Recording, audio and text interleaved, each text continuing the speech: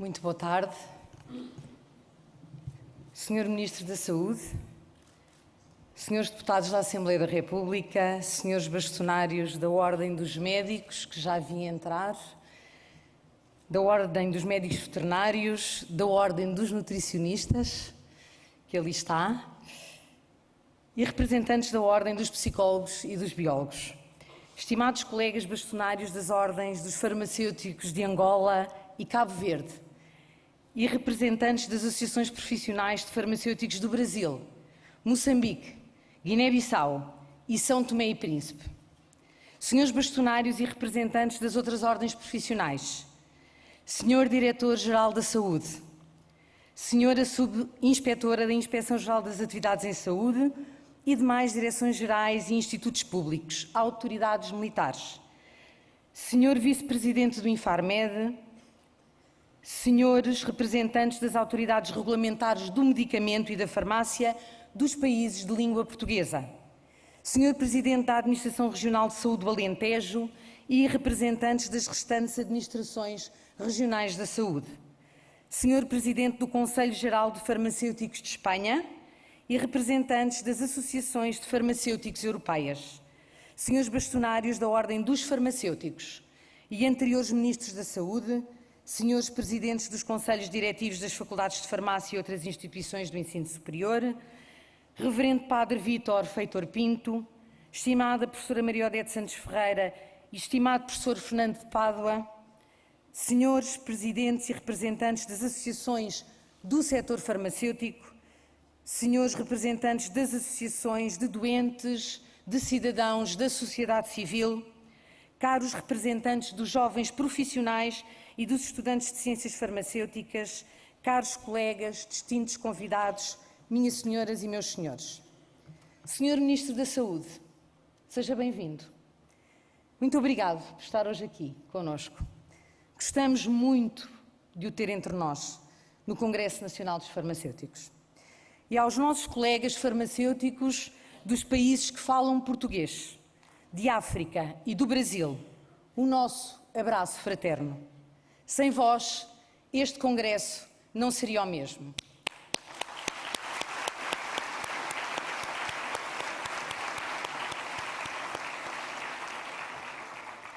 Dejo un gran saludo a nuestros hermanos con quien compartimos la plataforma ibérica y que son compañeros de tantas luchas europeas e internacionales. Muchas gracias por venir.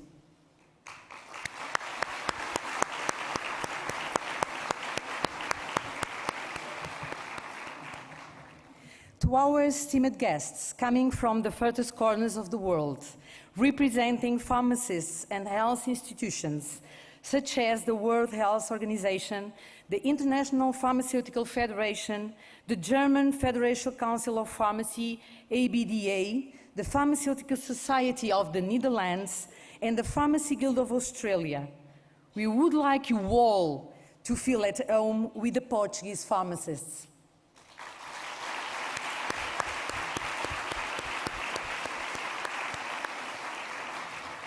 Senhor Ministro da Saúde, o diálogo que temos mantido e os passos que temos conseguido dar em conjunto para encontrar soluções para os problemas do Serviço Nacional de Saúde e do setor farmacêutico são prova da confiança e do compromisso que temos com o Ministério da Saúde. Também quero agradecer a presença dos senhores deputados pela confiança, clareza e interesse que têm mostrado pela Ordem dos Farmacêuticos. Acreditamos que é com confiança mútua, solidez e realismo nas propostas e compromisso na ação que cumprimos os estatutos da Ordem dos Farmacêuticos. É uma tarefa nem sempre fácil, mas obrigatória. Colocar o cidadão no centro das soluções implica algumas vezes mudar paradigmas instalados, abandonar posturas corporativas, modificar processos a que nos habituamos, privilégios que sentimos que nos pertencem por direito. O que deve preocupar uma ordem profissional são mais os deveres do que os direitos. Temos preocupação com o exercício profissional, com a qualidade dos cuidados que são prestados pelos farmacêuticos aos portugueses. Temos preocupações em garantir a autonomia técnico-científica dos farmacêuticos, trabalhem eles no setor público ou no setor privado. Sabemos que existimos para, com poderes conferidos pelo Estado, exercer o interesse público, quando o Estado não o possa garantir diretamente. E garantimos que, no melhor interesse do cidadão, o exercício profissional assenta e tem que assentar nas normas técnicas e princípios deontológicos, sempre com o objetivo do interesse público. Caso contrário, coloca-se em causa a razão de ser deste contrato social entre o Estado e as ordens profissionais.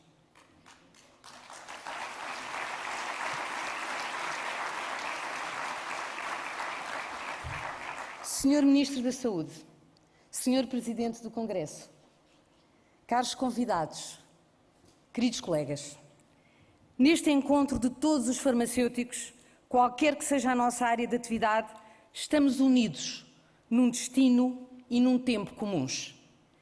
Queremos agradecer ao Presidente do Congresso, Professor Dr. Jorge Gonçalves, a forma como concebeu, os temas que escolheu, a oportunidade de um programa que faz convergir ensino, ciência e profissão, e, não menos importante, o espaço dedicado aos doentes e aos cidadãos, aos jovens, aos empreendedores e à nossa responsabilidade social.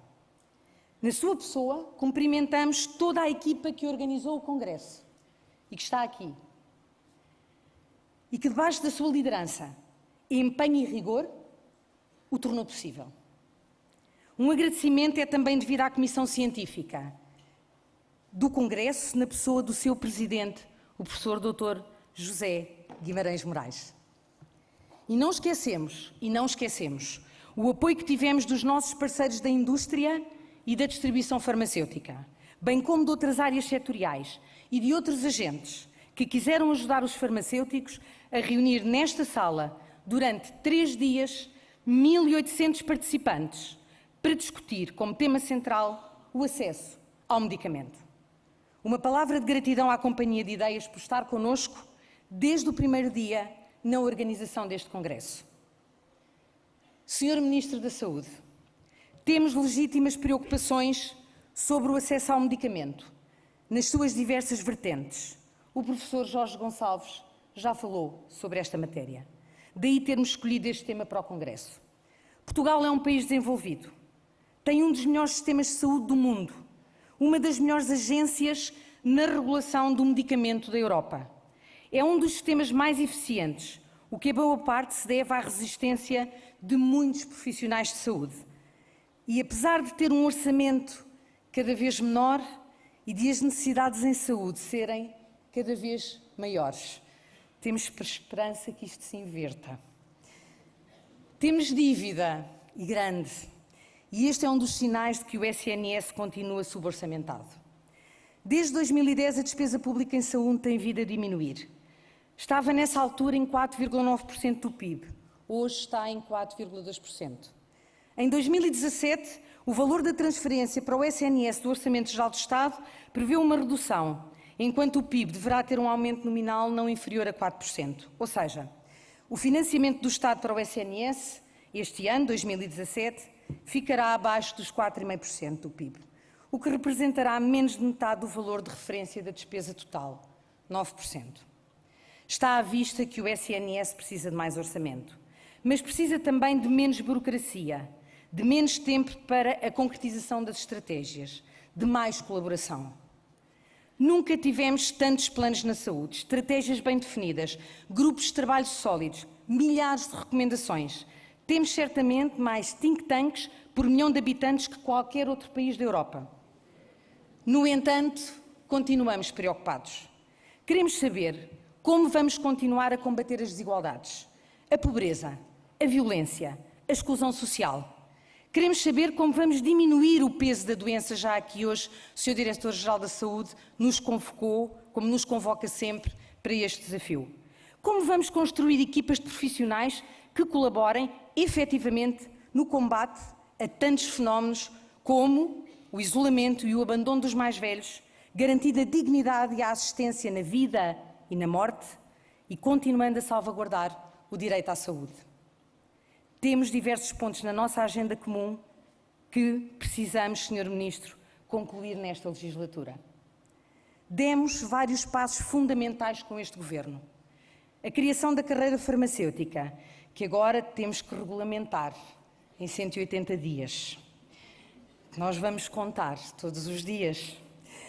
E um acordo para a sustentabilidade com os setores das farmácias, da indústria farmacêutica e das análises clínicas. Todos eles de capital importância para o SNS e para o sistema de saúde hoje e da amanhã. E porque é merecida,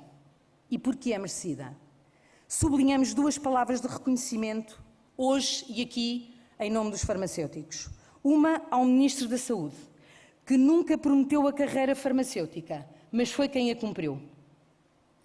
Outra, à direção do Sindicato Nacional dos Farmacêuticos, na pessoa do seu presidente, Dr. Henrique Reguengo da Luz, pela negociação eficaz, pela postura correta e por nunca se esquecer que, sendo dirigente sindical, era também farmacêutico e que os doentes estavam e estão em primeiro lugar.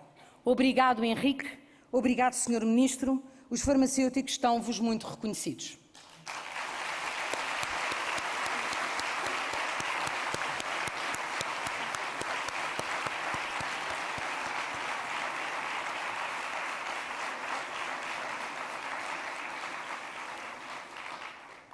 Já o acordo para a sustentabilidade com o setor das farmácias tem evoluído de forma muito lenta e gradual.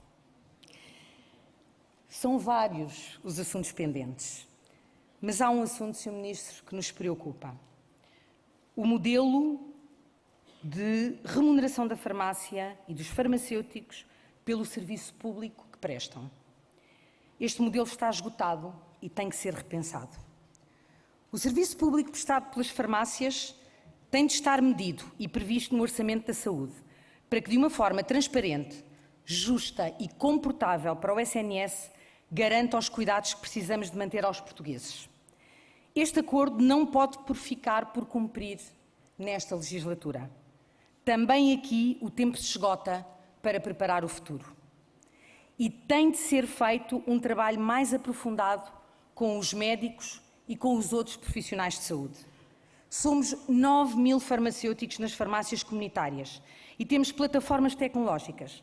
Em conjunto com os clínicos, podemos garantir a otimização da terapêutica na preparação individualizada da medicação, disponibilizando mecanismos para uma melhor adesão aos tratamentos e para a utilização adequada de dispositivos que acompanham terapias crónicas e que muitos idosos não têm sequer uma ideia de como os utilizar. Este é um trabalho conjunto, que começa com a prescrição médica e continua nos serviços farmacêuticos. Fazemos parte do sistema de saúde em Portugal e queremos ajudar a torná-lo mais próximo dos doentes e cidadãos, podendo também dispensar medicamentos para doentes VIH e oncológicos quando for melhor para os doentes e agir, como já disse, ainda mais na prevenção. Queremos promover a comodidade, a conveniência geográfica, garantindo sempre a segurança, a privacidade e o dever de auxílio a estes doentes. Sabemos fazê-lo e somos capazes de o fazer em conjunto com outros profissionais, com a prudência e a responsabilidade necessárias. Em 29 de março último, em Bona, a segunda Conferência Ministerial Global estabeleceu como objetivo reduzir em 5 anos 50% os efeitos adversos relacionados com a medicação e que são evitáveis. Falamos de segurança, e é também por questões de segurança e porque temos a rede mais bem distribuída e qualificada do país que não viabilizaremos falsos argumentos de abertura da lista de medicamentos não sujeitos a receita médica fora do espaço da farmácia. Entregaremos até ao final do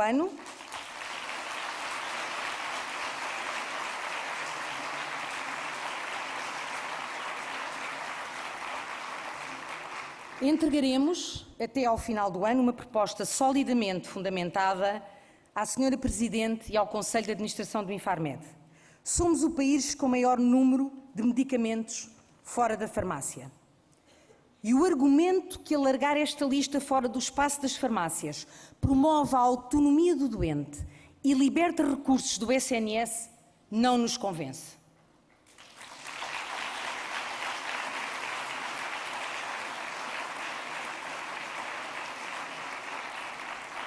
E não nos convence, Sr. Ministro, porque a farmácia também os liberta e nela também se promove a autonomia. É, aliás, a farmácia que mais os liberta, porque há farmácias espalhadas por todo o país e não somente nos grandes centros urbanos e nas grandes superfícies comerciais. Não vimos em Trás-os-Montes ou na beira interior estes pontos de venda. E justifica-se, é aceitável, pergunto, que Portugal seja o único país da Europa que vende contracepção de emergência a pílula do dia seguinte fora das farmácias?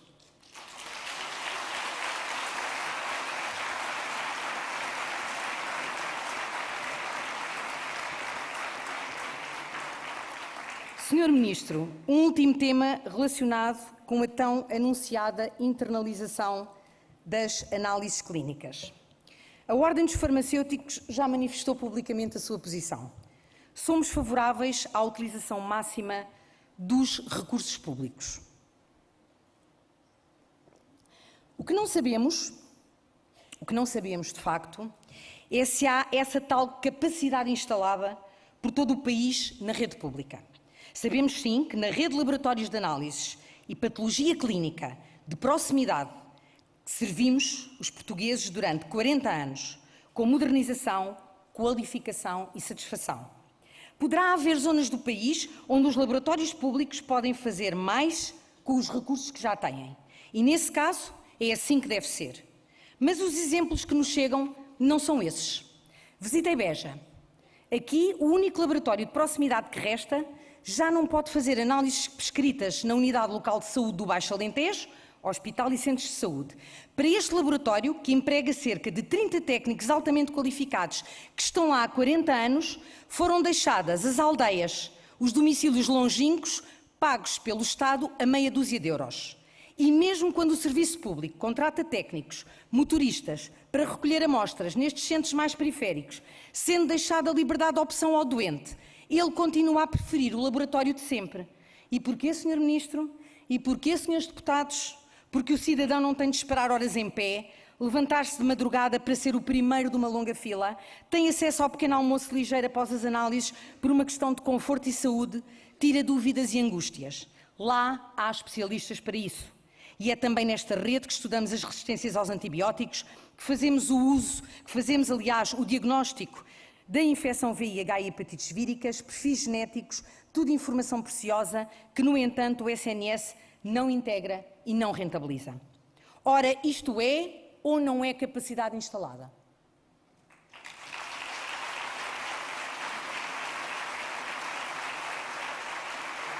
São estes indicadores que queremos ver recolhidos e tratados. Queremos saber quem ganha o quê com a internalização das análises clínicas. Se a internalização significa contratar mais recursos públicos onde já faltam recursos hoje. Se a internalização significa afundar equipas certificadas que ao longo de 40 anos fizeram o seu caminho, organizadas em micro e pequenas empresas, que são afinal o nosso tecido económico na saúde. E queremos, além das contas feitas pelos economistas, também saber o que pensam os portugueses. Saber o que pensam os portugueses desta iniciativa. Termino dizendo que não somos, por isso, contra ou a favor da internalização. Temos farmacêuticos que trabalham no setor público, privado e social. O que somos é frontalmente contra posições não fundamentadas com evidência, opacas e que não dão margem a uma discussão esclarecida. Para si, Sr. Ministro, uma última palavra de agradecimento pela candidatura de Portugal à Agência Europeia do Medicamento. A si, ao Infarmed e à Comissão responsável da candidatura, por terem arrojado pela ambição, pela projeção que nos dá. É uma honra para Portugal.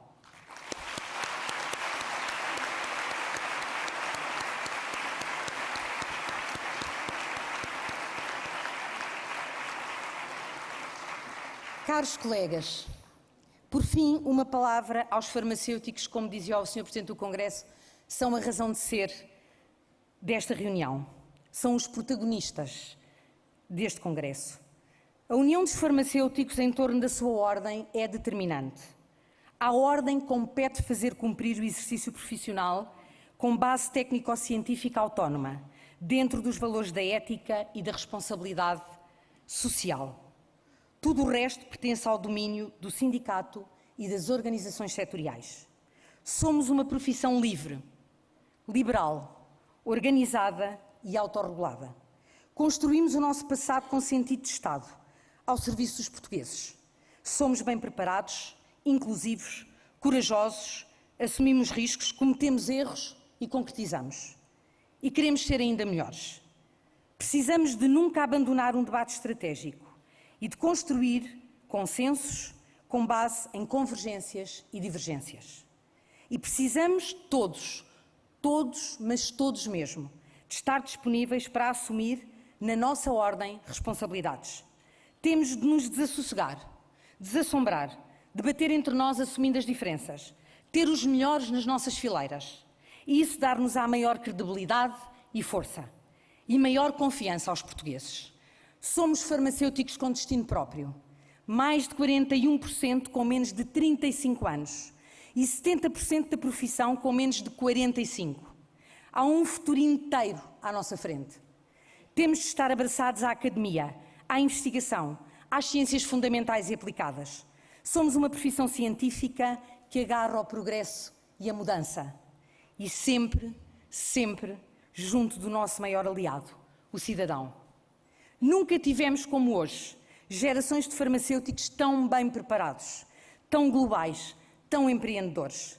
E a educação que o país nos possibilitou nos últimos 40 anos tem que serviu, como escreveu Sidney Harris, para transformar espelhos em janelas.